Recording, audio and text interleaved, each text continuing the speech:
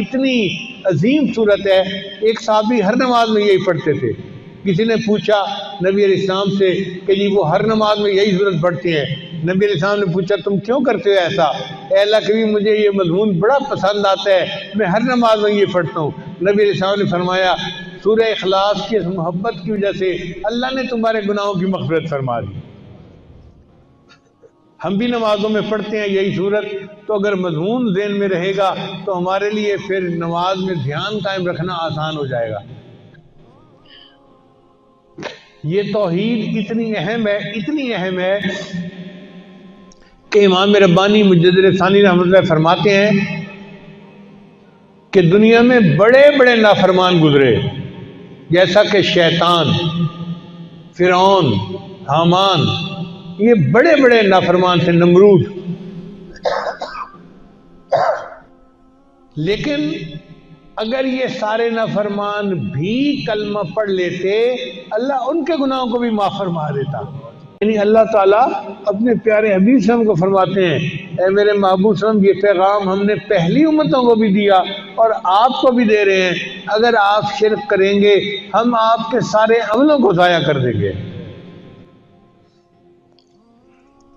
ایک جگہ اللہ تعالیٰ فرماتے ہیں قرآن مجید میں یا ایھا الناس ضرب مثل فاستمعوا له ان الذين تدعون من دون الله لن يخلقوا ذبابا ولو اجتمعوا له وان يسلبهم الذباب شيئا لا يستنقذوه منه ضعف الطالب والمطلوب. طلب کرنے والا بھی ضعیف اور جس کو طلب کیا جا رہا ہے وہ بھی بودا اور ضعیف. تم سے کوئی مکھی چیز لے کے چلی جائے تو مکھی سے وہ چیز واپس نہیں لے سکتے, تم اتنے کمزور ہو اور خدا کے ساتھ شریک بناتے ہو کسی کو.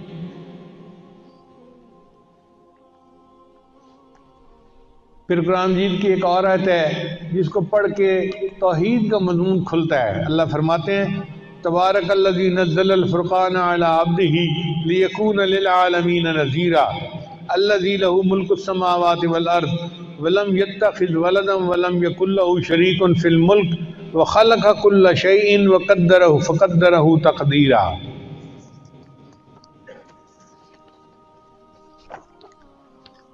اور سورۃ اسراء کی ایک آیت میں تو بہت عجیب مضمون ہے. اللہ فرماتے ہیں وَقُلِ الْحَمْدُ لِلَّهِ الَّذِي لَمْ يَتَّخِذْ وَلَدًا وَلَمْ يَكُنْ لَهُ شَرِيكٌ فِي الْمُلْكِ وَلَمْ يَكُنْ لَهُ وَلِيٌّ مِّنَ الذُّلِّ وَكَبِّرْهُ تَكْبِيرًا.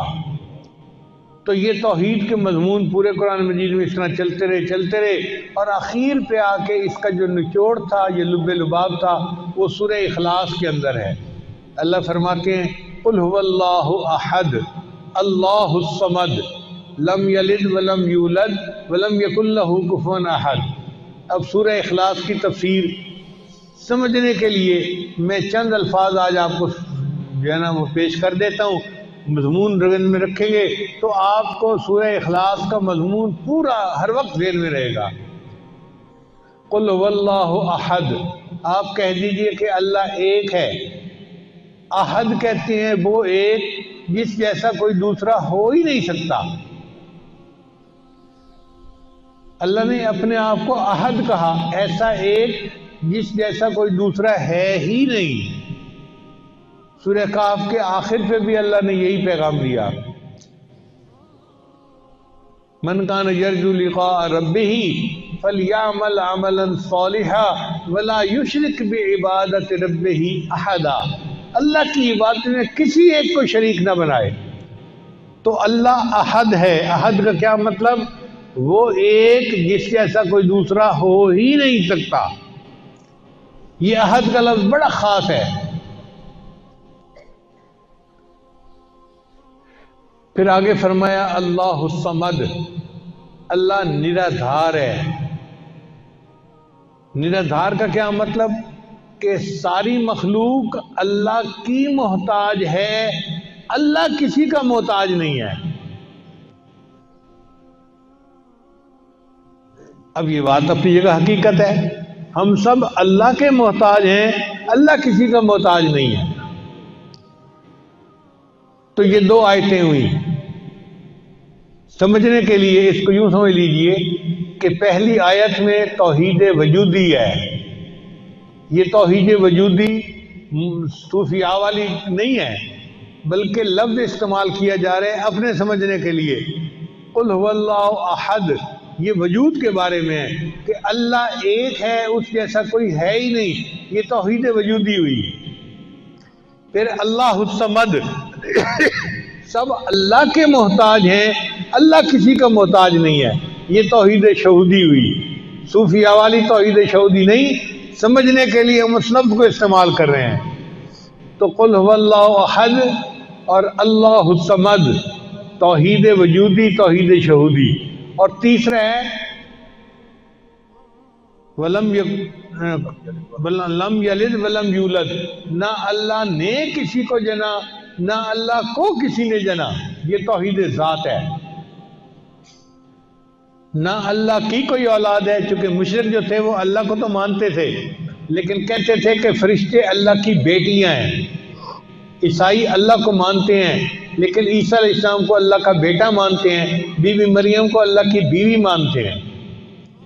ہم کہتے ہیں نہیں، لم یلد ولم یولد، نہ اس نے کسی کو جنا نہ اس کو کسی نے جنا، اس کو توحید ذات کہتے ہیں، ایک ہی ہے اللہ۔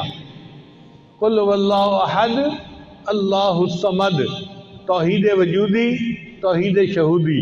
اور تیسری جو ہے وہ ہے توحید ذات۔ اور چوتھا ہے ولم یکن لہ کفوا احد، اور اس کا کوئی کفو بھی نہیں ہے، ہمسر بھی نہیں ہے، صفات میں اس کی کوئی اس جیسی صفات رکھنے والا ہے ہی نہیں، یہ توحید صفات ہوئی۔ تو چار لفظ یاد رکھیں، پوری سورہ اخلاص کا مضمون آپ کو ہر وقت ذہن میں رہے گا۔ قل واللہ احد، توحید وجودی، اللہ الصمد، توحید شہودی، لم یلد ولم یولد، توحید ذات، ولم یکن لہ کفوا احد، توحید صفات۔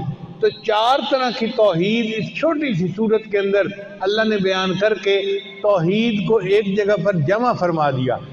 لا الہ الا اللہ، لا الہ الا اللہ، لا الہ الا اللہ، لا الہ الا اللہ، لا الہ الا اللہ، لا الہ الا اللہ، لا الہ الا اللہ۔